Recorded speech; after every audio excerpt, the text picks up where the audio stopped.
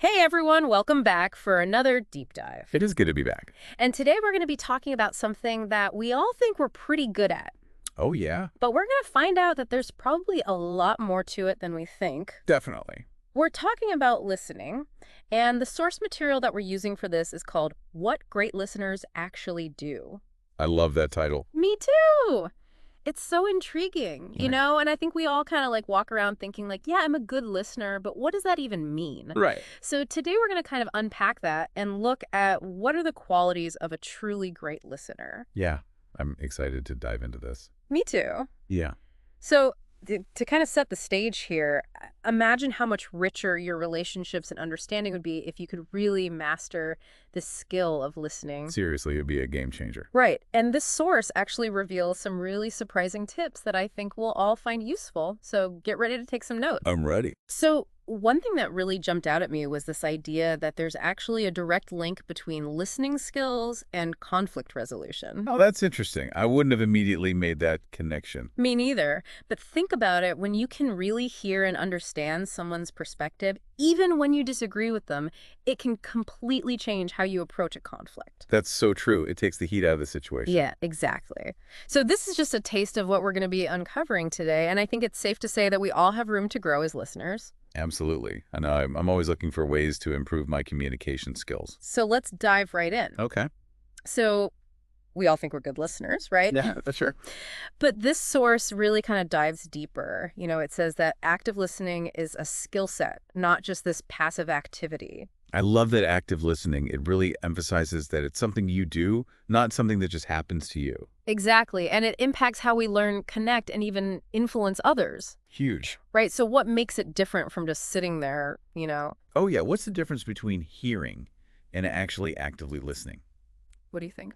Well, I think it's about engaging all your mental muscles, not just your eardrums. Oh, I like that. It's like giving your full attention, focusing your mind on the speaker, and really trying to understand what they're saying. Ooh, that can be tough sometimes, especially with all the distractions we have these days. It is, Yeah. our phones, our computers, our Mhm. own thoughts constantly pulling us away. It's like I'll be half listening to someone and then I'll suddenly realize I've completely spaced out and started planning my grocery list in my head. Oh my gosh, all the time. But the source really emphasizes the importance of being present in the moment, practicing that mindfulness thing. Right, being fully present so you can really absorb what the other person is saying. It's kind of like being a detective, you're not just listening to the words, but you're also paying attention to the speaker's tone, their body language, all those subtle cues that give you a deeper understanding of what they're really trying to communicate. Totally. And that leads us to another key ingredient that the source highlights, empathy. Oh yeah, empathy is huge. But they go beyond the surface level here. It's not just about feeling sorry for someone you know. Yeah. It's about genuinely trying to understand their perspective, even if you don't agree with them. That reminds me of this time I was having a tough conversation with a colleague, and I was so focused on proving my point that I wasn't really listening to their concerns. Oh, I've been there. Have you? Definitely. It's so easy to get caught up in our own heads? It is. And we end up talking at each other instead of with each other. And I was being totally judgmental. Like, I already had my mind made up before they even finished speaking. Oof, I feel that. It was a real turning point for me, though, because I realized that I needed to consciously suspend judgment and try to see things from their side. And what happened? Honestly, it made all the difference. The whole dynamic of the conversation shifted because they could feel that I was genuinely trying to understand them. It's amazing how much just that shift in our listening can change things, isn't it? Absolutely. It was like we were finally able to have a productive conversation once I started really listening. So powerful. And it's not about erasing your own opinions or anything. It's just about creating space for understanding. Yeah, exactly. You can still disagree with someone while also respecting their perspective. Totally. And this actually leads us to another key quality that the source emphasizes. And it's something we've already kind of touched on, but it's so important. Okay, I'm intrigued. Tell me more. So this next quality is all about approaching the conversation with a non-judgmental attitude. Okay, yeah. It's that ability to really hear someone out without immediately slapping on your own opinions or biases. Yeah, that's tough. It is. But think about how different a conversation feels when, you're being heard without judgment. It's like you're giving them permission to just be themselves without fear of being shut down or criticized. Exactly. And you're creating a safe space for honest expression. I love that safe space. That's such a good way to put it. And the source points out that this doesn't mean you have to agree with everything you hear. Right, right. It's more about acknowledging the other person's perspective as valid, even if it differs from your own. It's like saying, hey, I hear you, I see where you're coming from, even if I don't necessarily agree with you. Exactly. So we've got this foundation of paying attention, being present, showing empathy, and being non-judgmental. Those are some pretty solid pillars. Right. But how do we actually put these qualities into practice? Like, what are some tangible things we can do to become better listeners?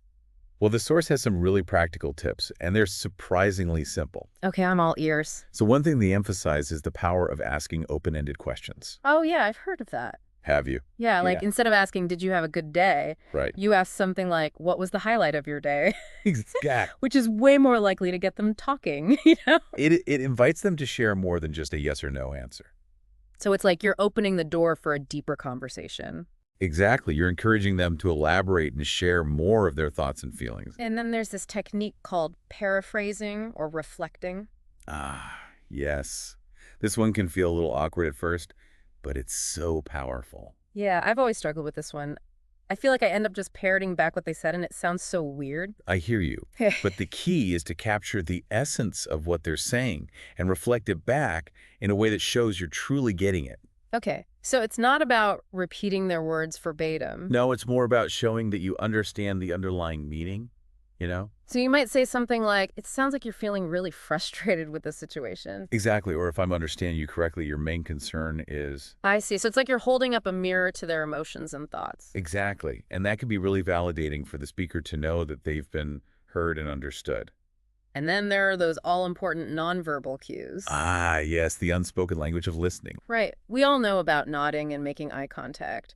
But are there any other subtle cues we should be aware of? Well, the source mentions things like mirroring the speaker's body language. Oh, interesting. Yeah, it's like subconsciously saying, hey, I'm with you. I'm in sync with you. And that can create a sense of connection. Exactly. And then there's leaning in slightly, to show interest. Oh, yeah. Like you're physically leaning into the conversation. And even small verbal affirmations like, mm-mm, or I see, just to show you're following along.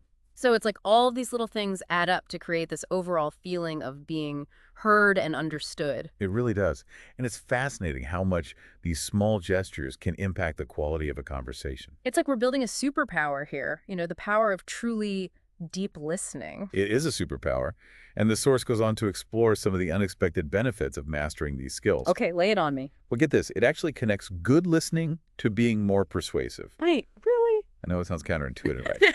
It does. I always thought being persuasive was about being a smooth talker, someone who could convince people to see their point of view. Right. But the source argues that when you truly listen to someone, you gain a deeper understanding of their needs, motivations, and values. So it's less about pushing your own agenda. Exactly. It's about understanding where the other person is coming from and tailoring your communication to be more effective. So it's like building a bridge of understanding instead of trying to force your way through a wall. That's a great analogy. And this applies to so many areas of life, right? From negotiating a business deal to resolving a conflict with a loved one. Absolutely. And I think it's especially important in our personal relationships. Oh, for sure. When we can really listen to our partners, our friends, our family members, it deepens our connection and helps us build stronger relationships. Totally. And it's not just about the big important conversations either, Right. Even in everyday interactions. Just taking the time to really listen to someone can make a huge difference. I'm thinking about our listener persona here. That person who's always hungry for knowledge and wants to apply it to their life.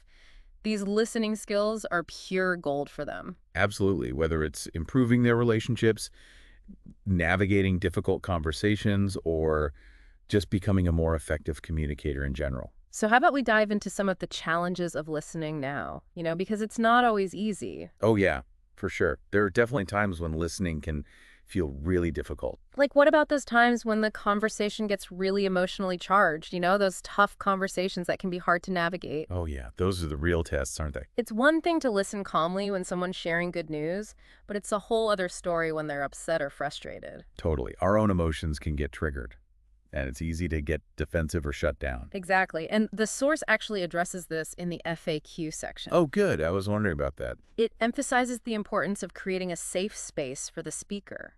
you know, Yeah. where they feel comfortable expressing their emotions without judgment. Makes sense. It's not about offering solutions or trying to fix the problem. It's about just being there for them and letting them feel heard. Right. And the source also reminds us that staying calm ourselves is crucial. Oh, absolutely. Because if we're all worked up, it's going to be impossible to really listen. It's like that saying, you can't pour from an empty cup. You know, if we're feeling overwhelmed by the other person's emotions, it's going to be hard to be present for them. Right. And I think self-awareness is key here. Yeah. Recognizing our own triggers and taking a moment to center ourselves if we need to.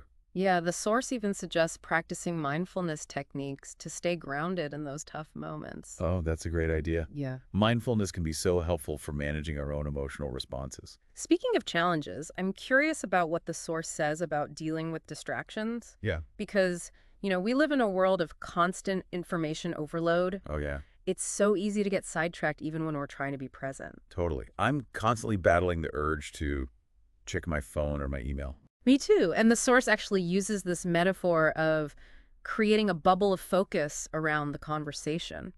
Ooh, I like that. It's like you're consciously choosing to tune in to the speaker and block out everything else. Like creating a sacred space for listening.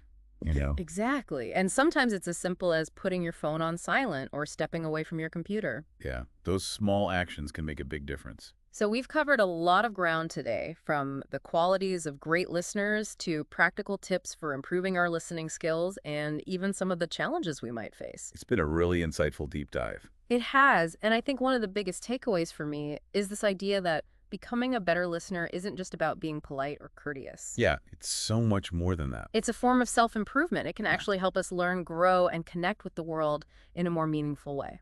Totally. It's like we're opening ourselves up to a whole new level of understanding and connection.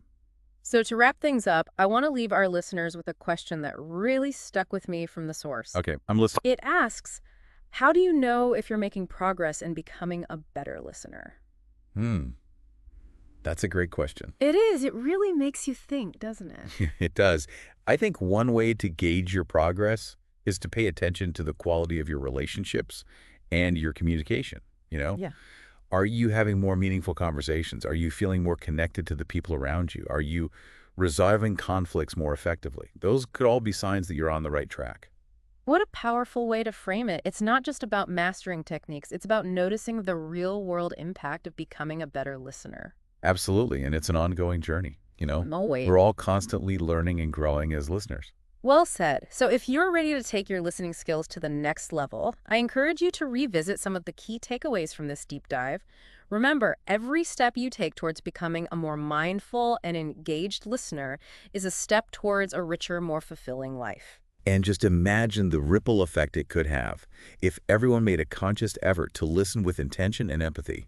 What a different world we would live in. That's a beautiful thought to leave you with. Thanks for joining us on this deep dive, everyone. Until next time, happy listening.